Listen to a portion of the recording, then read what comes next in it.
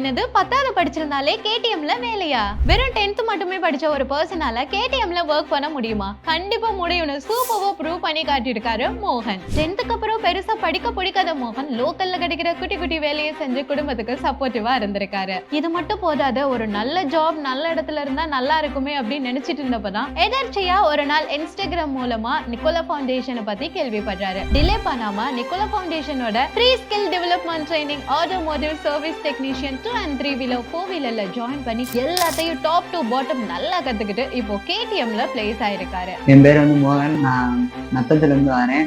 நான் 10வது வரைக்கும் படிச்சேன்னா 10th முடிச்சுட்டு நான் சும்மா லோக்கல்ல தான் வேலை இருந்தேன். அப்புறம் தான் இன்ஸ்டாகிராம் மூலியமா நான் நிக்கோலா ஃபவுண்டேஷன் அட்மிஷன் போட்டு ஜாயின் பண்ணியிருந்தேன். ஜாயின் பண்ணும்போது அங்கே எல்லாமே ஜென்ரலாக எல்லாமே கற்றுக் கொடுக்குறாங்க. இன்ஜினியர் பிஎஸ்சி எல்லாமே இதாகவே சொல்லிக் கொடுத்துனாங்க. நல்லா நானும் கற்றுக்கிட்டு அங்கேருந்து இன்டர்வியூ அட்டன் பண்ணேன். இன்டர்வியூ செலக்ட் ஆகி கேடிஎம் ஸ்டோர் அயர் பாங்கலாவில் நான் ஒர்க் பண்ணிட்டு இருக்கேன்.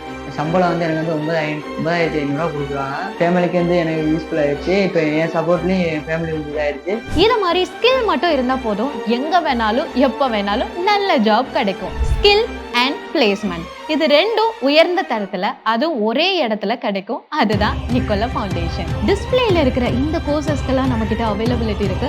யாரெல்லாம் ஜாயின் பண்ணணும்னு ஆசைப்படுறீங்களோ அவங்க எல்லாம் டிஸ்கிரிப்ஷன் அண்ட் ஃபர்ஸ்ட் கமெண்ட்ல இருக்கிற டீடைல்ஸை செக் பண்ணிக்கோங்க. இது மாதிரி நல்ல நல்ல அப்டேட்ஸ்க்கு நம்ம நிக்கோலா ஃபவுண்டேஷனோட சேனலை சப்ஸ்கிரைப் அண்ட் ஃபாலோ பண்ணி வச்சுக்கோங்க.